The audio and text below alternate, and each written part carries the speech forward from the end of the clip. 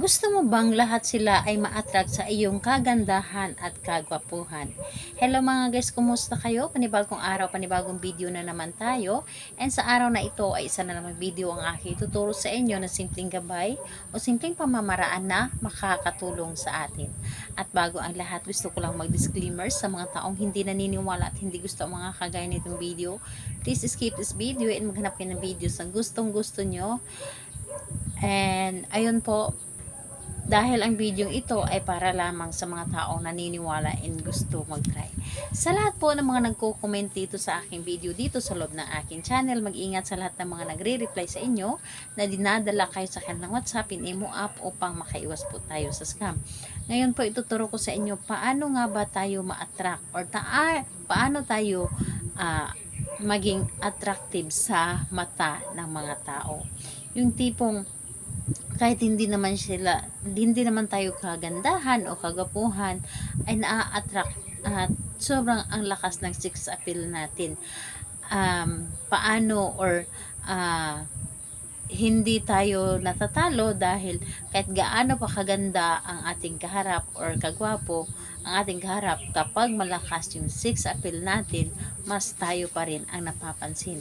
Ito ang lagi kong ginagawa upang mas napapansin ako ng karamihan, lalo na sa aking dahil may maliit akong business, kaya ginagamit ko ito para mas ma-attract sila sa akin and mas marami ang aking mga customer kaysa sa iba, dahil ang ating attraction is isa ito sa ginagamit o nagagamit sa ating mga business na mas maparami ang ating customer o mas maparami ang ating kaibigan para mas maraming bibili sa atin.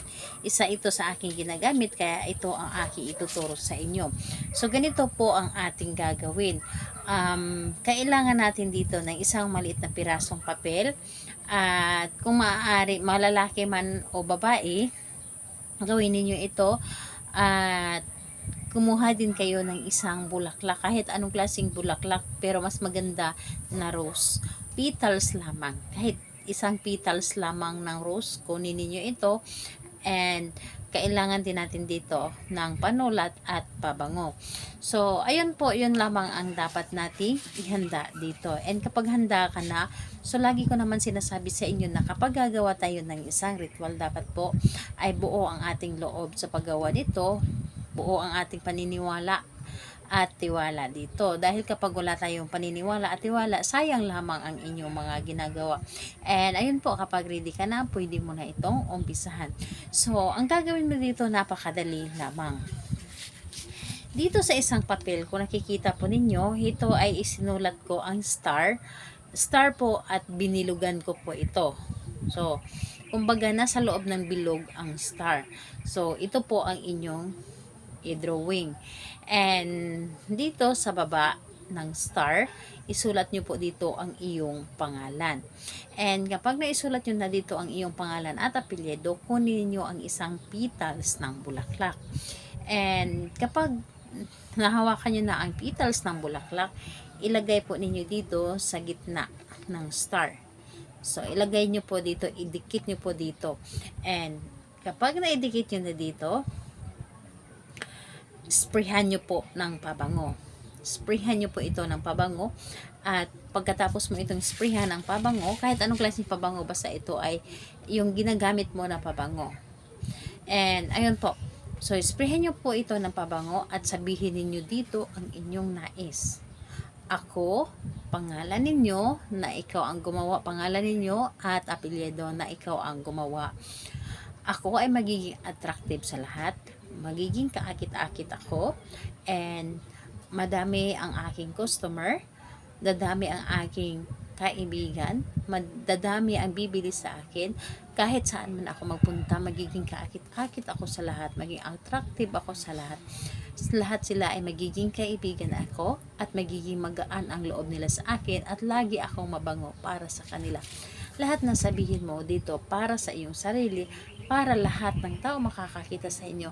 Saan ka man pupunta, laging magaan ang loob nila sa inyo. And ayun, talagang maa-attract sila sa inyo. And ayun po, yun lamang ang inyong gagawin. Lahat ng gusto mong sabihin, sabihin mo na dito.